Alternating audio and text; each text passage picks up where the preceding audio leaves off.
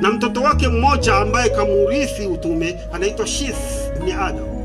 Huyu Shith wakati Adam alitaka kufa alimuhusia mtoto wake, ya bunayya, ewe mwanangu, la tatma'inna bidunya alfani, usitumainie hii dunia kuondoka. Fa inni tmanantu liljannati albaqi fakharajani Allahu minha. Usitumainie dunia yenye itaondoka. Mimi nilitumainia akhera yenye itaondoka, yenye kubaki, lakini Mungu alinitoa ndani yake.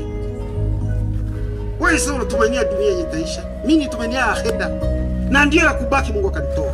Akamwambia kullu amali ta'malu fadhuru akibata. Chote kenye huwa unafanya wewe huwa naona mwisho wake. Fa inni law nadhartu akibatu amri, ningeonaga mwisho yangu mie Adam, singepata shida hii niko nayo. Kila chenye unataka fanya usione leo, usione wakati uko na cheka, usione wakati yenye uko naona mbele yako, angalia mwisho kule. Mimi Adam ningeona kule, singepata shida hii niko nayo leo. Akamwambia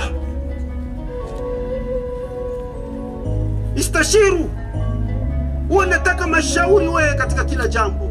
Mimi ningeomba mashauri kwa malaika, singekulaga tunda, na kama leo hatunaishi leo tuko nayo. Nilifanya kitu kwa kujinyanyua, kwa kuwaza akili yangu, kwa kuwaza mimi na hivi, lakini ningekuwaka niliombaga malaika shauri, huenda wangenisaidia kama singeendaga kula tunda na kufanya kosa ambayo nimefanya.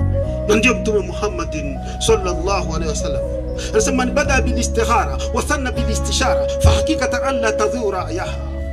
Mwenye ataanza kwa istikhara, ya pili akaenda omba mashauri, hakika mambo yake yataharibika.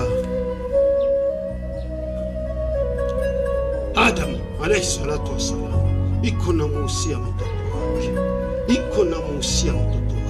na mimi hii ndio namalizia kwa kuwahusieni. Narudi tena kwa Ali ibn Abi Talib. Wakati alishapigwa